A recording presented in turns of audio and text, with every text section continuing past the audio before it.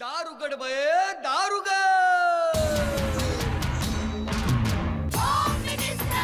कोणाला बघ, शाळेला उशीर होतो. आज कामवाली बाई पण नाही आली. पदरावरती जर तारीचा मोर नाचरा हवा, संसारातून वेळ काढून खेळ खेळूया नवा.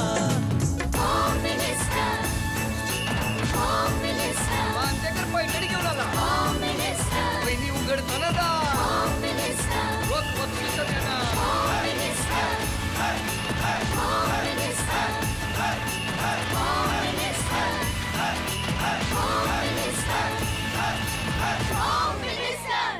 नमस्कार. एक्सो डिशवॉश बार प्रस्तुत home minister powered by Fortune oils and फूड्समध्ये मी आदेश बांदेकर आपणा सगळ्यांचं मनापासून स्वागत करतो. नमस्कार. तुमचं पुन्हा एकदा मनापासून स्वागत. खूप छान वाटतंय गप्पा मारायला. आनंदवनामध्ये लग्न झालं आणि मग हेमल कसाला जायचा निर्णय घेतला. निर्णय आधीच झाला होता. लग्न फक्त आनंदवनात झालं आणि तेव्हा शिक्षण चालू असल्यामुळे थोडे दिवस आम्ही नागपुरातच होतो आणि त्यानंतर ती जागा मिळाली. जेव्हा जागा मिळाली तेव्हा आम्ही दोघंही पोस्ट ग्रॅज्युएशन करत होतो म्हणून जाग्याचं पदेशन घ्यायला बाबा स्वतःच गेले आणि बाबा जाताना काही कुष्ठरोगी म्हणजे बरोबर मदतीला म्हणून घेऊन गेले आणि त्या ठिकाणी बाबांनी 2 टीन शेड उभारले. एक तर धान्य ठेवायसाठी आणि एक राहण्यासाठी आणि बाकी जे काही कार्यकर्ते होते त्यांनी आपापल्यासाठी झोपड्या उभ्या केल्या. पण तेव्हा जेव्हा तुम्ही तिथे गेला असाल तेव्हा अशी मनात लाईट नसेलच ना की काही कारणच नाही ना, काहीच नाही. मग अशा वेळेला भीती किंवा असं कधी मनात आलंच नाही का? आम्हाला खरं सवय होती. म्हणजे मला आनंदवनामध्ये काही वर्ष लाईट नव्हते. आनंदवनात जंगल होतं, आनंदवनात वन्य प्राणी पण होते, रिझर्व्ह फॉरेस्ट आधी सुरुवातीला. त्यामुळे आम्ही त्या वातावरणात वाढलो, मोठं झालो आणि मग निर्णय स्वतःच घेतला होता. त्यामुळे हेमल कशाला हे या गोष्टी नाही आहे हे आधीच माहिती होतं आणि यांनाही माहिती होतं. हो, कारण त्या भागात वीज नव्हती आलेली, रस्ते नव्हतेच आणि आम्ही गेलो तेव्हा आणि फोन बिन तर काहीच हेच नव्हते. फक्त थिअरॉटिकली माहिती होतं. थिअरॉटिकली माहिती होतं. हो, गेल्यावरच घेतला. म्हणजे माझा कसा आधीपासून होता आणि तिथे ह्यांच्यासाठी तर सगळंच नवीन. झोपडी बांधून तिथे राहायचं. हो. आणि तिथे संसार सुरू केला आणि दुसरं वर्ष झालं, जेमतेम वर्ष झालं होतं. आणि दुसरं की खाण्यापिण्याचा तिथे चॉईसच नव्हता. जूनच्या 15 तारखेला एकदा पाऊस आला की डिसेंबरात रस्ता उडायचा तो 4 व्हील जीपचा. कारण नदीच्या पात्रातून जावं लागायचं. अनेक नद्या नाले आहेत तिथे, त्याला पूलच नव्हते. तर 15 जूनला जेव्हा रस्ता बंद होणार माहिती होतं तेव्हा काही खाण्याच्या वस्तू 6 महिन्यासाठी त्याचा स्टॉक करून ठेवायचा. पण मग तिकडचे जे आजूबाजूची सगळी मंडळी होती म्हणजे जी हेमल कसाला होती त्या व्यतिरिक्त लांबची काही मंडळी असतीलच ना, म्हणजे आदिवासी पाड्यातली वगैरे मंडळी. हो, ती होती ना. त्याने कधी त्रास वगैरे असं दिला नाही? स्वीकारलं लगेच सगळं? नाही, स्वीकारलं नाही, पण त्यांनी म्हणजे लांबूनच बघत होते हे कोण लोक, कशासाठी आले, यांचा उद्देश काय आहे. कारण सगळे जे काही सुशिक्षित लोक आले होते त्यांना एक्सप्लॉइटच केलं, त्यामुळे त्यांना भीतीच वाटायची. आम्ही त्यांच्याजवळ जायला लागलो किंवा त्यांच्या गावात गेलो की ते पळूनच जायचे पहिल्यांदा. या म्हणजे त्यामुळे बरेच दिवस आम्हाला काही कामही नसायचं. पहिल्यांदा आम्ही नुसतं भटकायचं जंगलामध्ये आणि मग हळूहळू आम्ही त्यांची भाषा शिकायला सुरुवात केली. आधी म्हणजे काही लोक फॉरेस्टमध्ये काम करायचे आणि ते बरेच वर्ष तिथे होते, त्यामुळे त्यांची भाषा पूर्ण वेगळी आहे. हो, एकदम वेगळी आहे. काय हो? हा, बोली भाषा आहे. त्याचा मराठी हिंदीशी काही संबंध नाही. एकही शब्द कॉमन नाही आहे आणि कमी शब्द आहेत कारण ते बाहेर आलेच नाही, त्यांच्या जगाच्या बाहेर आले नाही. आणि रोजच्या आपल्या बोलीभाषेतले शब्द किंवा एकही नाही. तर अगदी वेगळी भाषा होती. आता ती तुम्हाला अर्थात आता म्हणजे ते पहिल्या वर्षी शिकावं लागली आम्हाला. पण जसं मग तू म्हणाले की काय त्रास झाला असेल तर वरण भात किंवा काही मिळत नव्हते याचा आम्हाला त्रास नाही झाला. पण ज्यांच्यासाठी गेलो जे आदिवासी रुग्ण ते येत नव्हते याचा मानसिक त्रास खूप झाला. सगळं सोडून गेलं, डिसिजन घेतलेलं आहे, स्वतःहून घेतलं आहे, बाबांनी दाखवला तो भाग. पण मग गेल्यानंतर हा प्रॉब्लेम माहिती नव्हता की आपल्याकडे आदिवासी रुग्ण येणार नाही. हो, म्हणून मग आम्ही गावात फिरायला सुरुवात केली. त्यांची परंपरा काय आहे, आजारी पडल्यावर कुठे जातात. प्रत्येक गावामध्ये मांत्रिक असतो, त्यांचं विच क्राफ्ट नाही का, ते ब्लॅक मॅजिक वगैरे त्याचा विश्वास आहे, तेच पारंपरिक आहे. काही झालं आजारी पडलं की त्या मांत्रिकाकडे घेऊन जा, बळी द्यायचे, कोंबड्या बकऱ्या कापायच्या किंवा कधीतरी नरबळीची प्रथा होती. त्यामुळे असं सगळं भयानक वातावरण होतं. या लोकांमध्ये काम करायचं तर आपल्याला किती प्रयत्न करावे लागतील. नाही पण मग कसं काय सुरू कसं झालं मग त्यांचं येणं तुमच्याच शिकण्यानंतर तुमच्याच आपुलकीमुळे? मग काय आम्ही म्हणता की मांत्रिकाकडे नेलेला पेशंट प्रत्येक पेशंट बरा होत नाही. जो बरा नाही गेला, जो सिरियस आहे तो म्हणते आता मी हात टेकले, आता आहे की माझ्या हाताचं नाही आहे, घेऊन जा घरी परत. आम्ही त्यांना असं सांगायला सुरुवात केली की जो तुम्ही सांगतात त्यांनी परत नेणार, जो सिरियस आहे, जो मरायला टेकला त्यालाच आणा तुम्ही आता. ही मात्रा लागू पडली. असा पहिला पेशंट आला की जो जळालेला होता, शेकोटी बी झोपायचे ते, त्याला फिट्स यायच्या, त्यामुळे तो 40% जळालेला मुलगा, मांत्रिकाच्या औषधाने अळ्या पडलेल्या, इन्फेक्शन झालेलं. मग तो बाहेर बसला, झोपडीच्या बाहेर राहायचा. मग त्याला आईवडिलांनी अगदी आनंदाने आणलं. पण आम्हाला आनंद झाला की पहिला पेशंट आला आहे, त्याच्या अळ्या काढल्या, त्याला इन्फेक्शन दिले, त्याला इंजेक्शन्स दिले पेनिसिलिनचे, फिटसाठी गोळ्या दिल्या. आणि महिन्याभरात तो ठणठणीत बरा झाला. अरे वा. तर अशी एक काहीतरी एक परत लोकांना काहीतरी लागतं. म्हणजे लोकांना भाषणापेक्षा असं प्रत्यक्ष उदाहरण प्रॅक्टिकल बघ, जेव्हा ते लांबून बघायचे आमचं काम. तर मग दुसरं मी एक अगदी आणि ते घडलंच आहे की खाटेवर आणतात पेशंट. एक सांगा, जसं ते म्हटलं एक पेशंट बरा झाला तो पहिला, मग लोक यायला लागले, सर्दी खोकला मायनर इलिमेंटला, ठीक आहे बघूया ट्रायल घेऊन.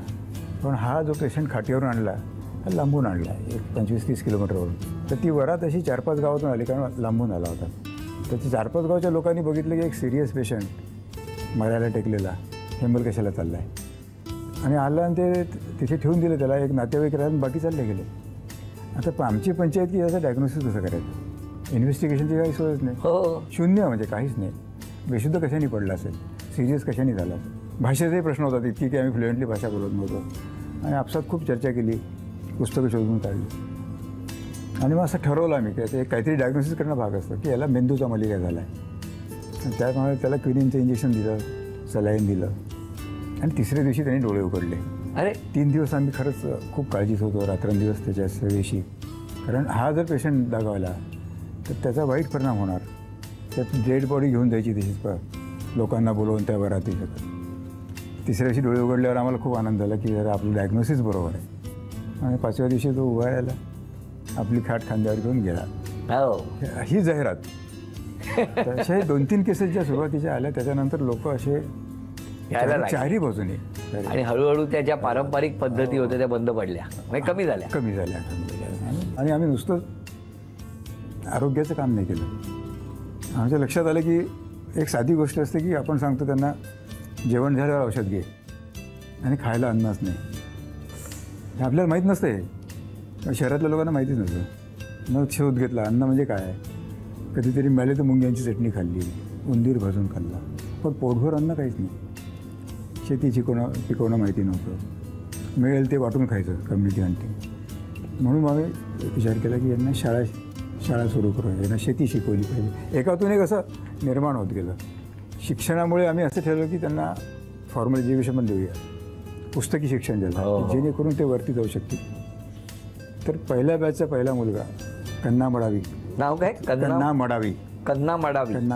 तो आपल्या शाळेतून पहिल्या बॅचचा एकटाच मुलगा पुढे शिक्षण घेतलं त्याने. 12वी झाला, मग नागपूर मेडिकल कॉलेजला ॲडमिशन मिळाली. जिद्दीने तो MBBS झाला. त्याला समाधान नव्हतं, तो MD गायनिक झाला. अरे वा. आणि खूप अनुभव घेऊन त्या भागात सरकारी नोकरीसाठी गेले, अनेक वर्ष तिथे काम करतोय. अरे वा वा. ते इतकं मोठं उदाहरण झालं लोकांना. त्याच्या आईवडील लंगोटीवाले, की आपलासुद्धा मुलगा भाऊ बहिणीसारखा डॉक्टर होऊ शकला, त्यांच्यापेक्षा जास्त शिकला आहे, आणि त्या भागात येऊन सेवा करतो. मग शिक्षणासाठी जागृती झाली. आता 8-10 मुलं डॉक्टर झाले आहेत, इंजिनियर झाले आहेत, वकील झाले आहेत. आजूबाजूला कोणी नाही, आदिवासी सगळे, आणि त्याचबरोबर वन्य प्राणी जे सगळीकडे फोटोपासून आम्ही सगळे बघतो.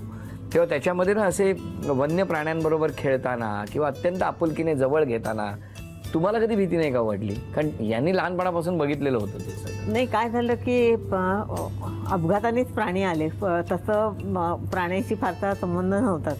काय झालं की आम्ही खूप फिरायचो सगळं इकडे तिकडे जंगलामध्ये. तर एकदा आम्ही असं बघितलं की लोक शिकार करून येत आहेत आणि त्यांच्या खांद्यावरती 2 माकडं मारलेली आहेत, मध्ये काठी टाकून त्यांना बांधलं आहे त्या गाडीला. आणि त्या एका माकडीनीला जिवंत पिल्लू चिकटलेलं होतं. आम्ही जेव्हा त्यांच्या जवळून जायला लागलो तेव्हा पाहिलं ते माकडीचं पिल्लू ओरडत होतं थोडं. तर आम्हाला खूप वाईट वाटलं की अरे हे इतकं लहानचं पिल्लू आई वेगळं म्हणजे करून टाकलं यांनी. तर आम्ही त्यांना सहज म्हटलं की अरे आता याचं तुम्ही काय करणार. तर म्हणे आमची मुलं खातील ते. तर आम्हाला खूपच वाईट वाटलं की आता याला पण या लहानच्या पिल्लाला मारणार म्हटल्यावरती आम्ही त्यांना म्हटलं की हे पिल्लू तुम्ही आम्हाला द्या. तर ते नाही म्हणाले पहिल्यांदा. तर म्हटलं आम्ही त्याच्या बदल्यात तुम्हाला म्हणजे तांदूळ देऊ, कपडे पाहिजे तर कपडे देऊ, जे पाहिजे ते आम्ही तुम्हाला द्यायला तयार आहे. तर ते मोठ्या मुश्किलीने मग त्यांनी पाहिलं की हे दवाखान्यात आपल्याला औषध देतात, आता सारखं नाही म्हणणं बरं दिसतं, यांना देऊन टाकूया ते पिल्लू. म्हणून मग आम्ही त्या बदल्यात त्यांना तांदूळ दिले आणि ते पिल्लू घेऊन आलं. मग असं वाटलं की आता या पिल्लाला वाढवायचं कसं. त्यामुळे मग त्या पिल्लाला वाढवायचं, ते जगावं असं वाटत होतं. कारण आपण त्याला आईपासून तर म्हणजे त्यांनी तुटलेलंच होतं. मग कळत नव्हतं कसं करावं. तर आमच्याकडे मग ड्रॉपर्स असतात. त्या ड्रॉपर्समध्ये आम्ही दूध आणि पाणी मिक्स करून त्याला खाऊ घालायला सुरुवात केली. आणि ह्याच्यामध्ये ते आमच्याकडे एक कुत्रा होता तेव्हा, असा गावठी कुत्रा होता कालू नावाचा. तर माकडाला आम्ही त्या कुत्र्याच्या पाठीवर बसायला शिकवलं आणि मग आम्ही फिरायला जातो. आमचा वर्षानुवर्षाचा क्रम आहे. म्हणजे आम्ही रोज सकाळ संध्याकाळ 2 वेळेला नदीपर्यंत फिरायला जातो. तर आम्ही फिरायला निघालो की तो कुत्रा आमच्या मागे यायचा आधीपासून. तर ते माकड त्याच्या पाठीवर बसून फिरायला यायला लागलं. ते पाहून सगळ्यांना खूप गमत. घोड्या बसल्यासारखं आपण लहान मुलं बसतात तसं तो त्या माकडावर बसून यायला लागला. मग त्या लोकांनाही गंमत वाटायला लागली. ते जे यायचे दवाखान्यात तर हे गंमत बघा म्हणून बघायचे. कारण नाहीतर माकड आणि कुत्र्याची दोस्ती नसते, शत्रुत्वच असतं. कारण कुत्रा शिकारीसाठी वापरतात ते लोक. तर त्यांना असं मग कळायला लागलं की या लोकांना प्राण्यांची आवड दिसते आहे वगैरे. मग त्यानंतर आम्ही त्यांना सांगितलं की तुम्ही लहान प्राणी तरी मारू नका. एवढे लहान लहान पिल्लं जर तुम्हाला जंगलात मिळतात तर तुम्ही त्यांना मारू नका, नाही तर सगळं वाईल्ड लाईफ इथलं खतम होऊन जाईल वगैरे. तर मग त्यांनाही ते म्हटलं की आता हे औषध उपचार करतायत आपल्यावरती, आपल्या मुलांना शिकवतात. तर लहान पिल्लं मिळाले तर ते आणून द्यायला लागले. त्यामुळे ते हळूहळू गोकुळ वाढत गेलं. पण म्हणजे जोपर्यंत पहिल्यांदा मग हे आलं, त्याच्यानंतर हरणाचं पिल्लू आलं, 2-4 प्रकारची हरणं आली. हरणं झाल्यानंतर काही पक्षी आलेत. तर मग ते हळूहळू असं सगळं वाढत गेलं. काही दिवसांनी मग अस्वल आली. नंतर मग एक दिवस ते बिबट्याचं पिल्लू आणून दिलं एकाने. पण जेव्हा ते बिबट्याचं पिल्लू आलं तेव्हा आम्ही पाहिलं की त्याला जेव्हा आपण तो दूध किंवा हे पाजतो लहान असताना त्याला सतत डायरिया व्हायचा. कारण त्याला हे दूध पचतच नव्हतं, गाई म्हशींचं जे काय होतं किंवा पावडरचं दूध द्यायचं. मग म्हणजे मग आम्हाला खूप हे आम्ही पुष्कळ वाचून पाहिलं, काही नाही. पण तेव्हा काय झालं की आम्हाला मोर वगैरे पाळायचे होते म्हणून आम्ही काय केलं तर 2-3 कोंबड्या आणल्या होत्या. ते मोराचे अंडे लोक आणून द्यायचे, तर ते उभवायला त्याच्या खाली ठेवायचं. आम्ही तर कोणी नॉनव्हेज खात नव्हतो, पण त्या कोंबड्या अंडे उभवायच्या. तर त्यातली एक कोंबडी एक दिवस मेली. ती मेली म्हटल्यावरती आता या कोंबडीचं काय करायचं. मेली जे काही कोणी खाणार नाही, कशाने मेली ते माहीत नाही. मग म्हणे आता वाघाचं पिल्लू त्याला देऊन बघूया म्हणून त्याचे बारीक बारीक तुकडे गेले, त्या वाघाच्या पिल्लाला टाकले. म्हणजे ते बिबट्याच्या इतकं खुश झालं ते. आता त्यांनी मटामटा खाऊन टाकलं ते सगळं. आणि मग त्याची म्हणजे आमच्या लक्षात आलं की हे खाद्य दिल्याशिवाय हा काही जगू शकणार नाही. मग आम्ही शोधायला सुरुवात केली. मग यांनी जाऊन गावागावात जाऊन सगळीकडे कोणाचे ढोरं मेले का, हे मेले का, हे पाहायला सुरुवात केली. पण पिंजऱ्यात वगैरे ठेवणं असं नसेल ना सुरुवात? तेव्हा नव्हते सुरुवातीला, घरातच ठेवतो. तेव्हा घरात मोकळेच राहायचे कुत्रे. म्हणजे मला इतकं ते वैषम्य वाटतं आता की त्या काळात साधा स्टील कॅमेरा पण नव्हता माझ्याकडे. काही असं डोक्यात काही कल्पना नव्हती अशी. म्हणजे पुष्कळशे पेशंटचे सुद्धा फोटो काढता आले असते मला. त्या काळचे रोग आणि आत्ताचे रोग यात खूप फरक आहे. पण त्या नव्हतं, म्हणजे एक तर अफोर्ड करू शकत नव्हतं मला, किंवा ते डोक्यातही येत नव्हतं. ट्रीटमेंट देणं महत्त्वाचं. पण नंतर जेव्हा हे प्राणी आले, कुत्रा, अस्वल, बिबट्या आणि एक रानरेडा होता, हे 6-5-6 जण आमच्या मागे आम्ही निघाले की नदीपर्यंत 2 किलोमीटर चालत यायचे. आणि लांबून आदिवासी यायला लागले की त्यांना एकदम भीती वाटायची, अरे काय बिबट्या आहे, अस्वल आहे. कारण त्यांनी हल्ले बघितले होते. अस्वलाचा हल्ला तर खूप भयानक असतो. तर ते बाजूला जायचे, कधीतरी झाडावर चढून बसायचे. पण आम्ही गमती हसत होतो कारण ते आमच्या कुटुंबातलेच होते. ते काही लहानपणापासून हां, तर ते कोणाला हल्ला करणार नाही याची खात्री होती म्हणूनच आम्ही नेत होतो त्यांना. आणि तसं झालं नाही कधी. तेव्हा त्या काळात जर हे रेकॉर्ड करता आलं असतं. अरे काही पूर्वीच्या काळी आश्रमात असे असायचे असं आपण ऐकलं. म्हणजे कुठल्याही धर्मात तुम्ही बघा, महावीराच्या आश्रमामध्ये वाघ यायचे, हरणे यायचे. आणि इथे आमच्या घरात आत्तापर्यंत मोकळे होते. एका बाजूने मुलाचा पण काहीतरी एक अनुभव आहे ना की त्याला पाळीव प्राणी शाळेत. हां, म्हणजे साधी गोष्ट आहे की त्याला हे सगळे फिरायला यायचे आमच्याबरोबर. आणि त्याच्याबरोबर आमचे मुलं पण असायचे. जेव्हा त्याला परीक्षेत त्यांनी प्रश्न विचारला की पाळीव प्राण्याची नावं सांगा, त्याने बिबट्या, अस्वल, शेकरू, आपल्याकडे जे जे काही प्राणी होते ते सगळ्यांची सगळ्यांची नावं लिहिले. तर ते मास्तरांनी त्याला चुकीचं म्हणून त्याला मार्क दिले.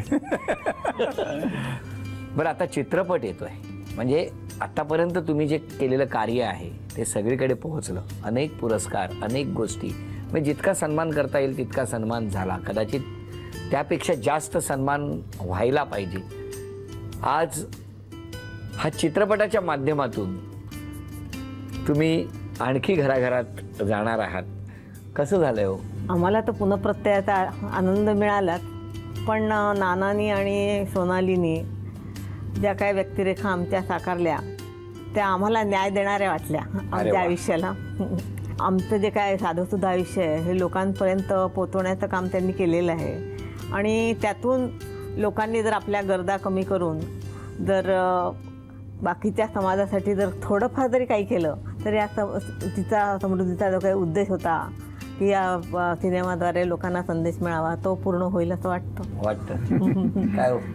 नाही, खरं आहे ते. खरं म्हणजे काय ते नाना, आता नाना पाटेकर हे एक व्यक्तिमत्व, म्हणजे तसं बघितलं तर सहज कोण त्यांच्या वाटेला जात. हो, नको बाबा, म्हणजे जसं तुम्ही मगाशी म्हणाला की आम्ही जाते त्यांच्या वाटेला. तुम्ही जात नाही. बरं झालं सांगितलं. लहान असतानाच त्यांना हेमल कसाला न्यायला पाहिजे होतं. गमतीने बोलतो. खूप आदर आहे, आदरयुक्त भीती आहे सगळ्यांना नानाविषयी, पण स्वभावाच्या बरोबर विरुद्ध अशी व्यक्तिरेखा. कारण तसा तुमचा स्वभाव, तुमचा परिचय, तर तुमच्या परिचयाला किती वर्ष झाली नाना? आणि 35 वर्ष झाली असतील. तुमच्या घरातलंच मानलं जातं हो ना नाना, म्हणजे मानस बंधू. बाबांना वडीलच मानलं होतं. तेव्हा अशा नानांनी समृद्धीने विचारल्यावर जेव्हा माझी भूमिका करायची तयारी दाखवली तेव्हा खूप जणांनी त्याचा शंका व्यक्त केली की हा कसा काय होणार, इतका शांत माणूस आहे प्रकाश आमटे आणि याची भूमिका हा कसा काय. शेवटी म्हटलं की काय, त्याची जी इमेज आहे ती त्याच्या ॲक्टिंगमधूनच निर्माण झाली आहे. ते सुद्धा ते त्याचं नैसर्गिक त्याचं वागणं यातला काही भाग नाही. तो रागवणं, चिडणं, विणणं हे सुद्धा नाटकच आहे. तेव्हा ही भूमिका तो खरोखरच ताकदीने करेल अशी मला खात्री होती आणि ते त्यांनी करून दाखवली खरं म्हणजे. मग या चित्रपटाला भरपूर शुभेच्छा. समृद्धी सिनेवर्ल्ड आणि SL विजनने केलेला हा मानाचा मुजरा आहे आणि हा चित्रपट सर्वत्र प्रदर्शित झालेला आहे. या चित्रपटाला खूप शुभेच्छा, तुम्हा दोघांना शुभेच्छा. आणि खरंच होम मिनिस्टरच्या प्रवासातला हा खूप आनंदाचा क्षण की तुमच्याशी आम्हाला संवाद साधता आला. महाराष्ट्रातल्या घराघरामध्ये एवढंसं जेव्हा खट होतं, खूट होतं ना, तेव्हासुद्धा बऱ्याचशा घरांमध्ये केवढे तरी कपाळावरती आट्या पाडल्या जातात. छोट्या छोट्या गोष्टींवरनं वाद होतात. छोट्या छोट्या गोष्टीवरून आपल्याकडे हे नाही याचं नेहमी दुःख करत बसतो आपण. आणि अशा गप्पांमधून या सगळ्या गोष्टी किती लहान आहेत हे जाणवू लागतं. आणि मग अशा म्हणजे म्हणतात ना, दिव्यत्वाची जेथे प्रचिती तेथे कर माझे जुळती. तुम्हा दोघांनाही मनापासून नमस्कार, खूप खूप शुभेच्छा.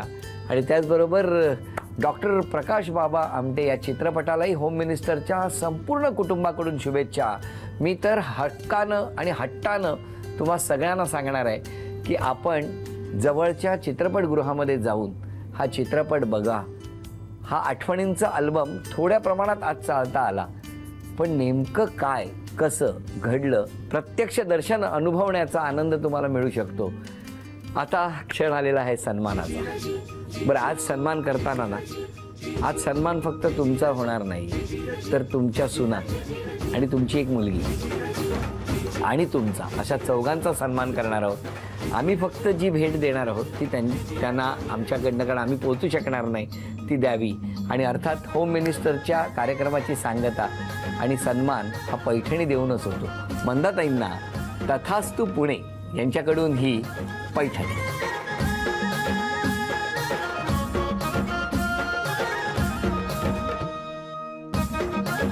ही सुनेसर, मग आता ती तुम्ही ठरवा, ते हक्क तुमच्याकडे. ही दुसऱ्या सुनेसाठी, कारण आजपर्यंत कधी तुम्ही हौसमौज केलीच नाहीत आम्हाला माहिती आहे. आणि ही तुमच्या लेकीला पाठवा. आणि ती एक छोटीशी भेटवस्तू झी मराठीकडून. आणि त्याचबरोबर एक्सो डिशवॉश बार यांच्याकडून ही भेट असते. त्याचबरोबर शैक्षणिक उपक्रमाकरता हेमलकसा आणि त्याच्या आसपासच्या गावातील विद्यार्थ्यांना शैक्षणिक उपयोग व्हावा, प्रगत पद्धतीने ते शिक्षण त्या मुलांपर्यंत पोहोचवता यावं, यासाठी झी मराठीकडून 25 टॅब लोकबिरादरी प्रकल्पासाठी होम मिनिस्टरच्या प्रवासातला हा आजचा आनंदाचा क्षण, हा प्रत्येकाने मनात साठवून ठेवावा असा क्षण. असेच क्षण घेऊन आपण पुन्हा भेटूया एक्सो डिशवॉश बार प्रस्तुत home minister powered by Fortune oils and फूड्सच्या पुढच्या भागात. नमस्कार.